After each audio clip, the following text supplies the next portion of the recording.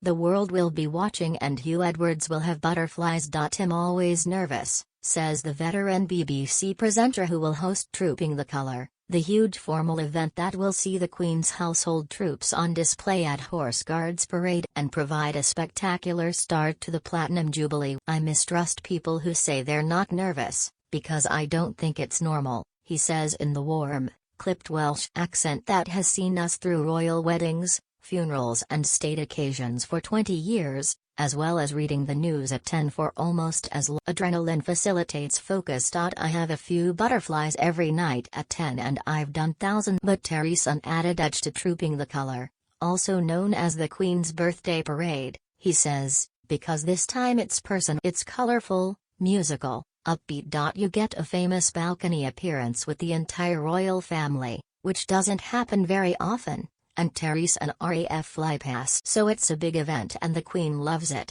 Her Majesty is 96 and has had to miss certain events recently because of mobility issues, but Huw is confident it would take a lot for her to miss the birthday parade. She's attended almost every one. He also happens to know that the tables will be turned at a certain point in the day and shall be watching him. There's a telly on in the room in Buckingham Palace that opens out onto the balcony, so they all watch the coverage before I've been told on good authority that Prince Philip would say something disobliging to the hopefully not about me. Has just found out that was also true for the recent state opening of Parliament, which Her Majesty was unable to attend. I'm glad I wasn't told during the broadcast that the Queen was back at Buckingham Palace or Windsor watching it. Apparently she watched the entire broadcast. So that brings its own pressure. What difference does it make? I'll just pause a second and be sure I'm about to say you never want to upset your viewers, least of all the Queen. The 61-year-old has more experience of these great occasions than almost anyone else alive, having also taken over election night coverage from David Dimbleby 3 years. Still, he prepares hard. I'm a worrier. I tend to overthink. If I get a note from a viewer or somebody points out on social media that I've got something wrong, and I know they're right, it can wreck he makes mistakes so rarely that he can remember everyone. For my very first Trooping the Colour in 2003, I was so nervous I said the Queen had recently seen either Harry or William passing out at Sandringham. It should have been Sandhurst. I knew straight away that I was wrong. What was the reaction? I got letters saying, "You shouldn't be doing this." There were others that said, "What is this Welsh guy doing? Get him off." But Huw was reassured by an ally in I confessed afterwards to a guy called Billy Mott, garrison sergeant for the Welsh Guards at the time, who was a massive character. He said something along the lines of, "Get a life. Of course people know you know. Go and have a drink." That was just what I needed. This guy was arranging the parade, so if he was happy we're used to seeing Huw dressed smartly in a jacket and tie, sitting up straight with his silver hair slicked into a quiff that some say makes him look like Robbie Williams' distinguished big brother, but today he's relaxed in a blue shirt and cardigan, drinking espresso just across from the BBC at the He can even smile at one mistake, calling the masked bands of the Guards Division the masked gangs of the Bards Division, which sounds, aptly for someone who loves the language and culture of his homeland, like a gathering of militant. I did that at the Festival of Remembrance at the Royal Albert Hall. Thankfully the Queen hadn't arrived, but everyone else had, including the Prime Minister, the government and the heads of the armed. The place erupted in laughter. There was no hiding place. I said, "Should I say that again?" And people, after all these years of commentating on her life, how well does he actually know Her Majesty? I've only met the Queen a couple of times, in the company of other people, and then to have maybe a 5-minute conversation. Once at the palace for a reception and once when she came to open new broadcasting. I got the distinct impression she might watch the news at 10 quite regularly. I wanted to ask her, but they don't like it when you do that sort of thing. He adds, that level of contact is ideal. It means I know what it's like to chat to the Queen, what kind of sense of humor she has and how she interacts with people. I know what makes her respond warmly and the kind of conversation she likes. But more than that, I feel I shouldn't know. There's a distance which is right. What does he mean? I'm not there as somebody who's blowing the party balloons up, so a bit of detachment is good. His encounters with Prince Charles have been more intimate, most recently up at his residence in Scotland. We were walking in the garden, maybe 3 years ago. There was a group of us, then suddenly just me and him for I like that he has very strong opinions but invites you to deliver your own, and listen. He has a great sense of humor, although lots of people don't get it. Has eccentric in his way, but that's rather appealing. He can be disarmingly honest. All of those things impress me.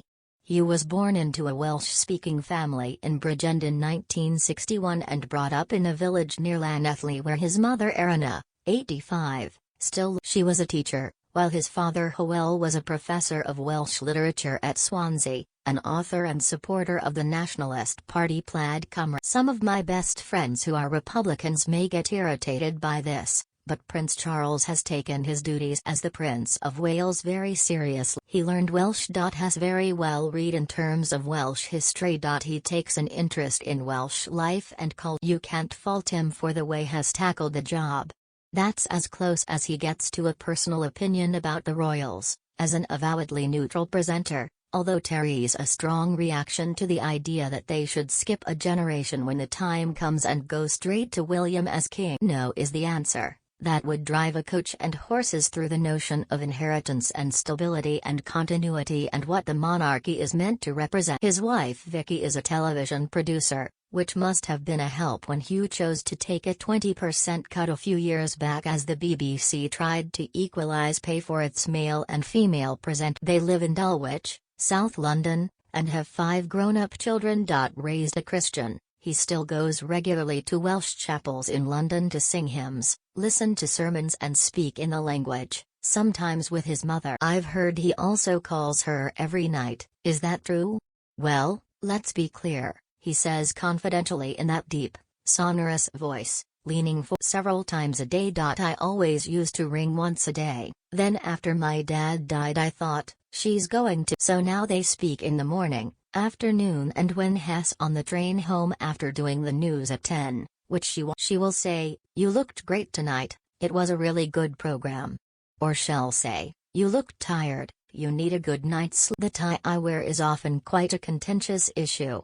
Does she ever say she loves him? He looks astonished every day. And I say it to her. That's how we end the phone call. You could argue we say it too much. There has been one thing he couldn't mention to her. Mum always says to me, "Why didn't you tell me you were suffering from depression?"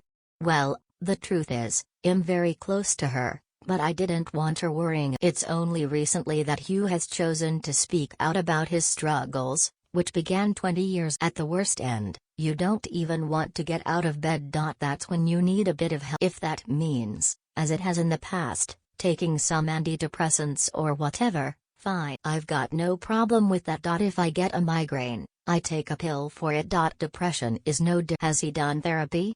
Oh yes, but a long time ago. I don't want to be rude, because I think it does help lots of people, but for me, it didn't touch the side. What has worked for him is to take up boxing training at a gym near his home, lose weight and find out how exercise can also help with your mental. The last bad patch I had was in 2019. I've been pretty good since then, but I think it's wrong to give people the impression that it happened and then everything was great again, because to be honest, that's not how it works. I don't think it's something that ever leaves you. Since going public on the subject, the response I've been astonished by how many people have been in touch. Lots of young colleagues. I've been taken aback by how many people are struggling.